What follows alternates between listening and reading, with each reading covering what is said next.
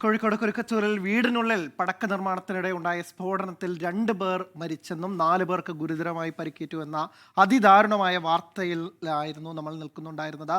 വാടകയ്ക്ക് നൽകിയ ഒരു വീട്ടിൽ സ്ത്രീകളടക്കമുണ്ടായിരുന്നു എന്നും ഇതിൽ 2 പേർ മരിച്ചു എന്നും 2 പേരുടെയും പേര് രാഹുൽ എന്നാണ് ആദ്യഘട്ടത്തിൽ നമ്മുടെ പ്രതിനിധി അജി കുഞ്ഞുമോൻ നൽകിയ വിവരം. ഒപ്പം തന്നെ സ്ത്രീകളുണ്ടായിരുന്നു. ഈ വീട്ടുടമസ്ഥൻ സുരേഷ്, നമുക്ക് നേരത്തെ അദ്ദേഹത്തിൻ്റെ ബൈറ്റാണ് വന്നത്. അദ്ദേഹത്തിൻ്റെ വാക്കുകളിൽ നിന്ന് മനസ്സിലാവുന്നത് ഈ വീട് 6-8 മാസം മുമ്പ് കൊടുത്തതാണെന്നും വാടകയ്ക്ക് നൽകിയതാണെന്നും, പക്ഷേ പടക്ക നിർമ്മാണത്തിനായി ഇവിടെ പടക്ക നിർമ്മാണം നടക്കുന്നു എന്നൊന്നും അറിയുണ്ടായിരുന്നില്ല. പക്ഷേ വിഷു വിപണി അടക്കം ലക്ഷ്യമിട്ടുകൊണ്ട് ഓലപ്പടക്കത്തിൻ്റെ, അതായത് അതിൻ്റെ നിർമ്മാണവുമായി ബന്ധപ്പെട്ട സാധനങ്ങളൊക്കെ തന്നെ അവിടെ ഉണ്ടായിരുന്നു എന്നുള്ളതാണ്. ഇപ്പോൾ അജി കുഞ്ഞുമോൻ ചേരുന്നുണ്ട്.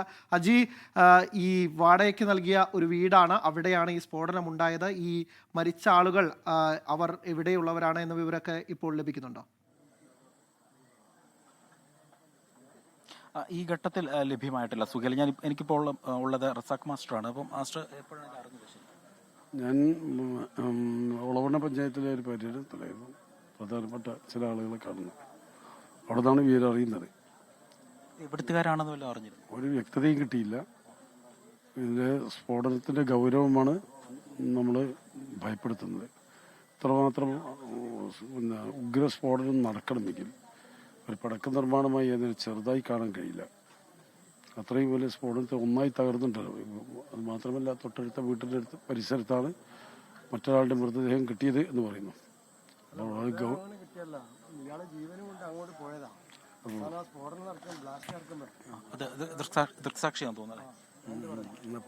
കണ്ടിരുന്നോ?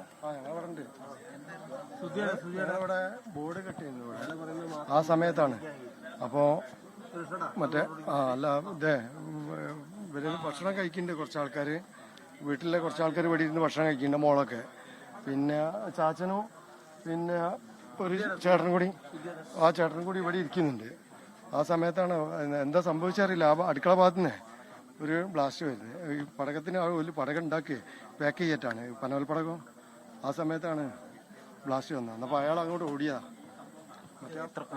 കാഷ്വാലിറ്റി എത്ര അങ്ങനെ എത്ര പേർക്ക് പരിക്ക് പറ്റിയിരുന്നു? അങ്ങനെ എല്ലാവരും വ്യക്തതയും കിട്ടിയില്ല. 2 ആൾ മരണപ്പെട്ടു എന്നുള്ള വിവരമാണ്. അവരോടനുബന്ധമായിട്ട് പലർക്കും പരിക്ക് പറ്റിയത്. അവർ സമഗ്രമായ അന്വേഷണം നടത്തി എന്താണ് സംഭവിച്ചത് കണ്ടെത്തട്ടെ. അറിഞ്ഞ ഉടനെ അങ്ങോട്ട് വന്നു. അതിന് പരിക്ക് പറ്റിയവർക്ക് ആവശ്യമായ ചികിത്സ നൽകാം. ബാക്കിയുള്ളത് അന്വേഷിച്ച് കണ്ടെത്തുക എന്താണെന്നുള്ളത്. സമഗ്രമായ അന്വേഷണത്തിലൂടെ മാത്രമേ ഇത് പുറത്തു വരുള്ളൂ എന്താണെന്നുള്ളത്.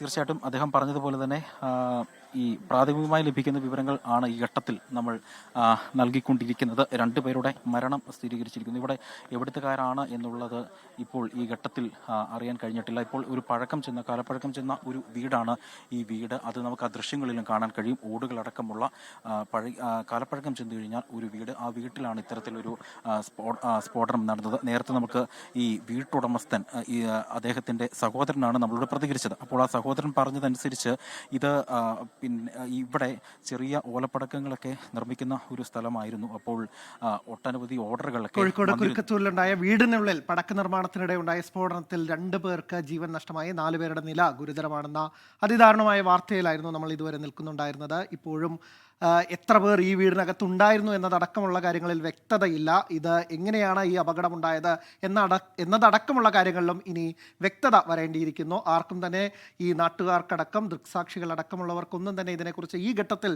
ഒരു വിവരവുമില്ല. സമഗ്രമായ അന്വേഷണം വേണമെന്നൊക്കെ തന്നെയാണ് അവിടെ കൂടി നിന്ന ആളുകൾ പറയുന്നത്.